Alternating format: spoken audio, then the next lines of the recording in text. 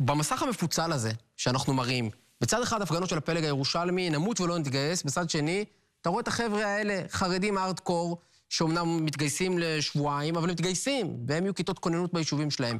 איפה המיינסטרים החרדי מונח? המיינסטרים נמצא בדיוק באמצע.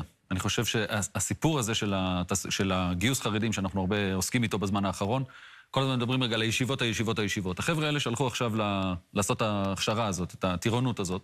קודם כל, חלק מהאנשים האלה זה אותם אנשים שהלכו לפני חצי שנה שעשו את השלב ב', שכולם דיברו, מה עושים? גם זה סוג של שלב ב'. הנה, אז הם עשו עכשיו, מה שנקרא, שלב ג', בסדר? ושדרגו, ועכשיו הם כבר מגיעים לתפקידים יותר משמעותיים. זה לא חבר'ה שהגיעו עכשיו מהישיבות, זה חבר'ה שעובדים, זה חבר'ה שיצאו. אנחנו צריכים לזכור שרק 55% מהגברים החרדים נמצאים כבר עובדים, זאת אומרת 55% מהחרדים עובדים, רוב החרדים הם לא האברכים והתלמידי ישיבות, והסיפור הוא איך אנחנו מאפשרים לאותם חרדים להתגייס. אתה מקדם גם פרויקט שנקרא צו השעה, נכון? אתם עליתם עם פרסום, אתר אינטרנט באוויר, שמה בעצם אומר לצעירים חרדים? בואו? הסיפור בעצם שאנחנו אומרים זה שיש הרבה מאוד צעירים חרדים, הרבה מאוד, אלפים רבים, שרוצים להתגייס, והם פשוט לא יודעים איך לעשות את זה. זה לא המסלול הרגיל, הקבוע, אתה יודע, מגיע לסיים י"ב, או מה שמכינה קדם צבאית, בגיל 18, 19, ומגיע לבקו"ם.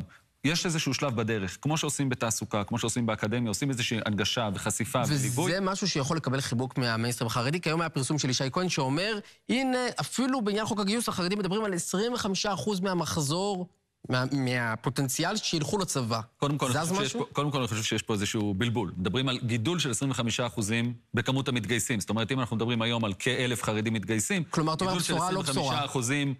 ב-250 שנתי. כן, זאת אומרת, בקצב גידול שהחברה החרדית גדלה 4% בשנה, זה באמת, זה מספרים שהם שום דבר, אבל צריך לקחת את השיח, וזה מה שאנחנו מנסים בפרויקט שלנו, לקחת את השיח רגע מהסיפור של תלמידי ישיבה, כן תורה, לא תורה, לחרדים שעזבו את הישיבה והולכים לעבוד, מה אנחנו עושים איתם. יש עשרות מסלולים שהצבא מאפשר, הצבא מוכן להתגמש, הסיפור שצריך כמה שיותר חרדים יבואו, הצבא גם ימצא את הדרכים גם לעשות את זה. איציק קרומבי, אנחנו נמשיך לדבר, תודה רבה לך ותודה רבה לך, תת-אלוף פיני לוי, שהיית איתנו.